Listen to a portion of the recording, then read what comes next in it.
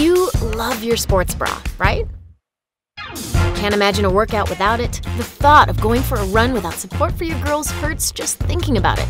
Until 1977, this was the reality for women across millennia.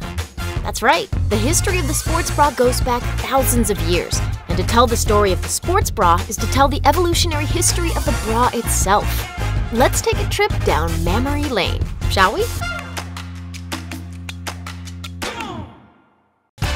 How did we get from this to this? Well, first we have to go back to ancient Greece. 3,000 years ago, the bra was a simple piece of linen wrapped around the breasts and pinned in the back. True story, there are tile mosaics from ancient Rome showing women exercising in these breastbands. The first instance of athleisure, you ask? I'd say so. Not much changes until we fast forward to around 1500, and the corset comes into fashion. Ah, the corset. That antiquated relic of fashion history that conjures feelings of elegance and the societal repression of women. It's unclear what the first corsets were built for, but it's clear it wasn't for comfort. The rigid forms were stiffened by a variety of means: wood, ivory, whalebone, and later, steel. Corsets functioned as a way to alter the female figure to conform to the beauty norms of the day, and the corset became the predominant support garment for ladies for hundreds of years. Though as time went on, backlash began to grow. Even physicians started to blame the corset for all sorts of ailments, from fainting spells to muscle atrophy. Whew!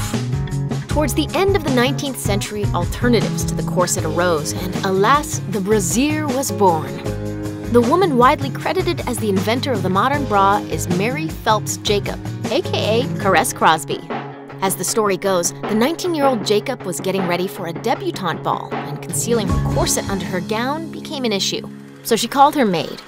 Bring me my pocket handkerchiefs and some pink ribbon, and bring the needle and thread and some pins. And from that, she made a simple bra. After the dance, she was mobbed by other girls who all wanted to know how she was able to move so freely. She revealed her newly created garment and had customers instantly. 4 years later, in 1914, she filed the first U.S. patent for what is now considered the modern bra. But even after the invention of the modern bra, it didn't catch on like wildfire. In fact, it took a war to finally bring down the corset. No, seriously, a freaking world war. After the U.S. entered World War I, the War Industries Board instituted a ban on the manufacture of corsets in an attempt to save the steel used to make their rigid frames. And it worked. The move saved 28,000 tons of steel, enough to build 2 battleships.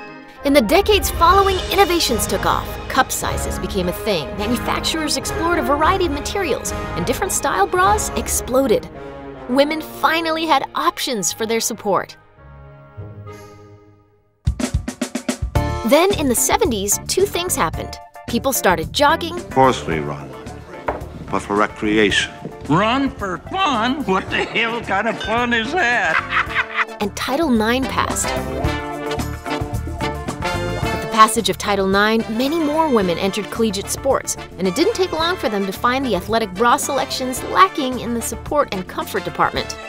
Enter Lisa Lindhall. A Vermont native and avid runner, she knew there had to be a better way. Lisa, along with her sister and costume designer friend Polly Smith, set out to make prototypes. Nothing was clicking until her then-husband did something equal parts hilarious and brilliant. He came downstairs with his jockstrap over his head and pulled it down across his chest. Light bulb moment. Lisa took the jockstrap off him and put it around her breast. Eureka! The answer had arrived. They sewed together 2 jock straps and the jog bra was born. The days of uncomfortable running were soon to be a distant, unimaginable memory. Since the 70s, the sports bra has evolved from functional to fashionable.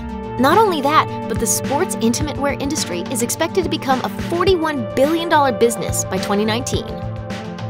So there you have it. The long and bouncy road to full support had a couple of twists and turns along the way, but luckily, we made it. Keep on running, ladies.